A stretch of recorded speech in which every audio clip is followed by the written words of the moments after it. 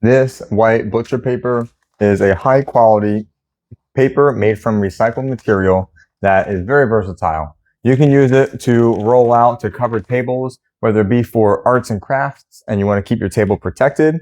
If you're about to have a crab feast and you're about to be cracking crabs and you want to protect your tables, you can put this down.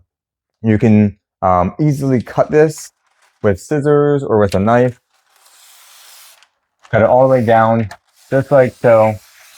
And then you can cut this up for different things. So whether you have a large piece of meat that you want to then wrap and you can fold over to keep that protected, it is food grade safe.